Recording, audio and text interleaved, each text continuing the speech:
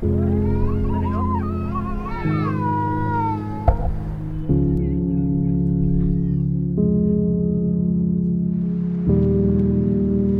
4 years into the conflict in Syria now, the scale of the crisis has grown beyond all expectations. I started working in the region for Oxfam in 2013, and many of the families that I was meeting then thought that they would be here for a few months in Jordan, in Lebanon, and the countries they'd fled to. They thought that a solution to the crisis would be found and they would be able to go home to their homes. So many of them had just fled with the clothes on their back and whatever they could pick up.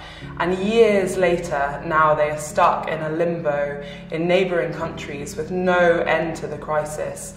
And the psychological impact of that displacement and feeling cut off from home really can't be overstated. So there were 22 million people living in Syria before the crisis started. Over half of that population now is in desperate need of humanitarian assistance, and massive numbers of people have been displaced. What is important is that the longer the crisis lasts, the more difficulties the refugees are facing to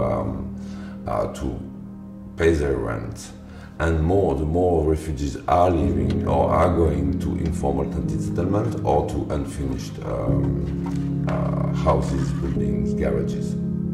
Today, the country is hosting 1.2 million refugees from Syria, which is equivalent to 25% of its population.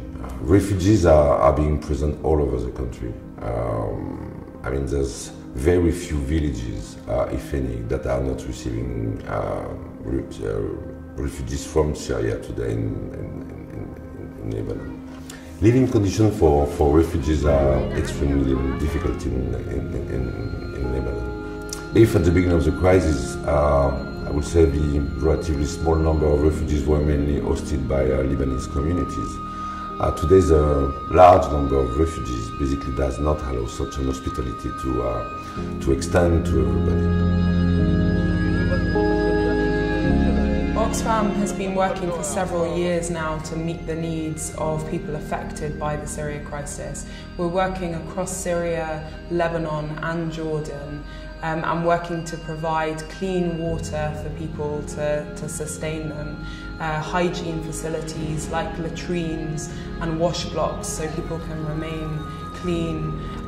We provide cash assistance so that displaced people can buy the things that they need, be that rent to be able to continue to live in the areas that they are, or basic items. For example, in winter, people need blankets, they need fuel for food, they need to be able to heat water to continue to live in very, very difficult conditions. We also work with teams going out across the countries to get to know communities, to run information sessions for them and to really understand their needs. So we work with local partners who have been working with the communities here for a very long time. They come from the communities, they really understand those needs, both of the refugees who've come in, but also the host communities who are becoming increasingly affected by the crisis as well. Today, return is not an option for a Syrian refugee. The key question is how can we do to make sure that humanitarian assistance will keep on being provided to the refugee population. Pushing for a solution to the crisis is so important for all of the Syrians that we're working with, who don't just want to see a sticking plaster approach of meeting basic needs, but needing to know that there are people standing with them to press for an end to the violence and for a diplomatic solution to be found. We don't know for how long we're going to be here. But we know that we're going to be here as long as this is necessary for us to be present.